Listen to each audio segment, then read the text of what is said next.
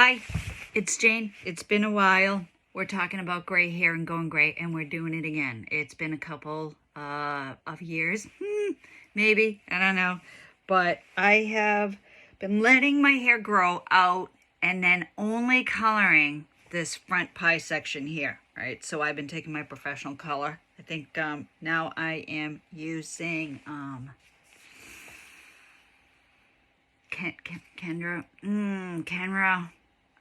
Anyway, that color is being discontinued, so it's a red, violet, brown, and so I'm only coloring. But look at that. Bring it in. So that's the color of my hair. Now, it's really strange because I've been using 20 volume and mixing this color, right? And it's good color, and it is what it says it is. This is a red brown. You can see because I was using the same color before I started this journey again. And so you can kind of see, like, if I take it and I come up here, I'm working with the same stuff. See how it's kind of the same color? It looks really light because I am right in a window right now. But also I think my gray is getting stronger, like more dense. I'm getting a lot more of it. So instead of being more salt and pepper, I am more white. So it's grabbing more white. But one problem I have, and I don't know what happened, and as a hairdresser, the only thing I can think of is I had overlap with color. So I have this band. So what I probably had done is in between colors, I had said, all right, just let me pull it through. So the color ended up on top of color. Or there might have been some mix up and I probably used a different color because the packaging is a purple, you know, how they have that laminate packaging on the tube itself. So I could have grabbed something else. So trying to figure out this whole banding thing, it's like 3 to 4 inches of banding, and it kind of just goes right here, all around here. Now I could probably get some Malibu Sea. I could probably just try that with some water and just try to remove that or lighten it. Malibu Sea is a very gentle way to lighten hair a couple of levels. It's not a bleach. It's more of a color remover rather than a stripping product.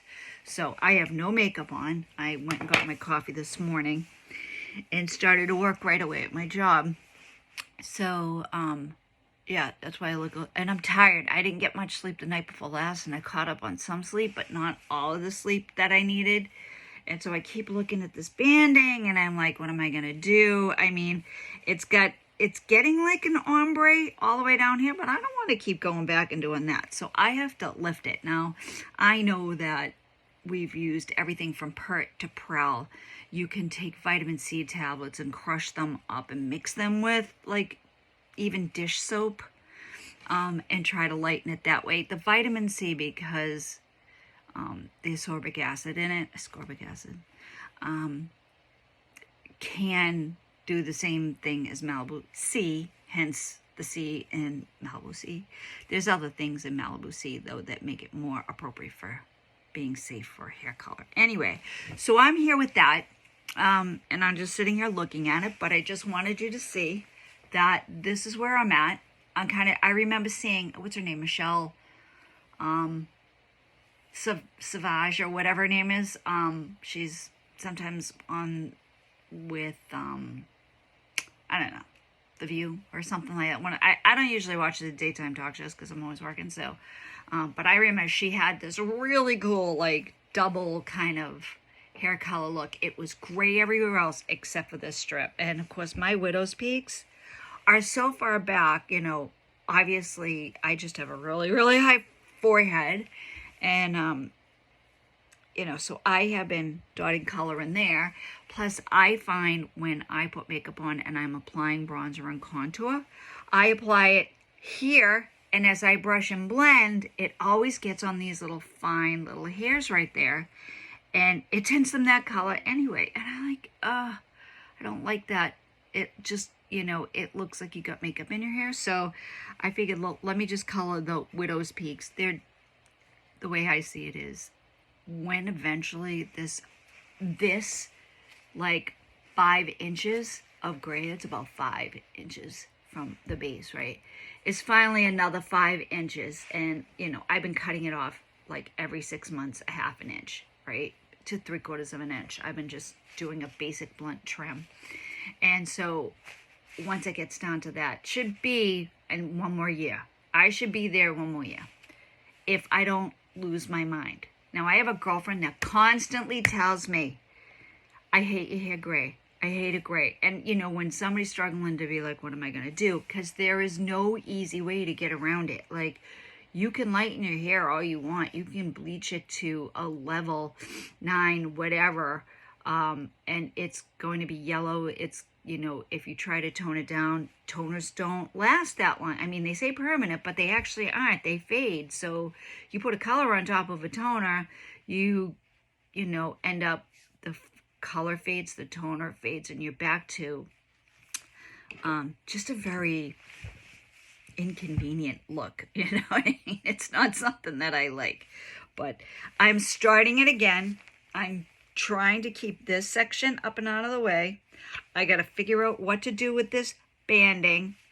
But there's also one other thing, is you can kind of start to see in the back.